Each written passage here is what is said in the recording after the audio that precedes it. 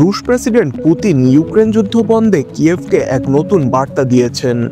তিনি বলেন, যদি স্বাভাবিক জ্ঞান থাকে তাহলে আলোচনার মাধ্যমে এই যুদ্ধ বন্ধ করার সুযোগ রয়েছে, আর এটি না হলে তাহলে বল প্রয়োগের মাধ্যমে এককভাবে এই যুদ্ধ বন্ধ করবে মস্কো। বুধবার তিনি একথা বলেন। আমাদের অনলাইন শপে আপনি যা খুঁজছেন তা আপনার হাতের কাছেই। এক ক্লিকেই পেয়ে যাবেন আপনার পছন্দের জিনিসটি। স্বল্প মূল্যে সেরা পণ্যটি পেতে এখনই ভিজিট করুন bengalhaat.shop-এ।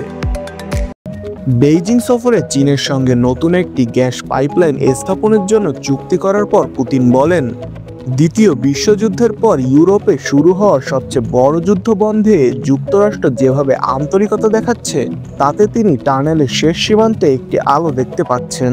সাংবাদিকদের পুতিন বলেন, যদি স্বাভাবিক জ্ঞান থাকে তাহলে আলোচনার মাধ্যমে এই যুদ্ধ বন্ধে সমাধানের পথে যাওয়া উচিত, আর একেই আমি উপযুক্ত বলে মনে করি। তিনি আরও বলেন, ইউক্রেন যুদ্ধ বন্ধে মার্কিন প্রশাসনের, বিশেষ করে ট্রাম্পের চেষ্টার কোনো কমতি নেই।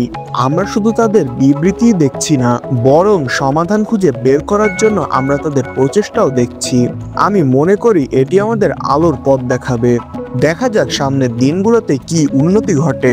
রুশ প্রেসিডেন্ট বলেন, আলোচনার মাধ্যমে যুদ্ধের সমাধান না হলে আমাদের অস্ত্রের ভাষায় কথা বলতে হবে।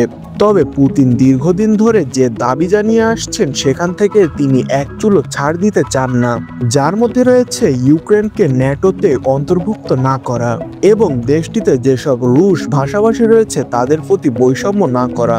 পুতিন বলেন, ইউক্রেনের প্রেসিডেন্ট মস্কোতে আসলে তিনি তার সঙ্গে আলোচনার জন্য প্রস্তুত আছেন, তবে এই আলোচনার জন্য জোর প্রস্তুতি নিতে হবে এবং সমাধানের পথ খুঁজে বের করতে হবে। এদিকে ইউক্রেনের পররাষ্ট্রমন্ত্রী মস্কোতে এ ধরনের বৈঠকের প্রস্তাব প্রত্যাখ্যান করেছেন।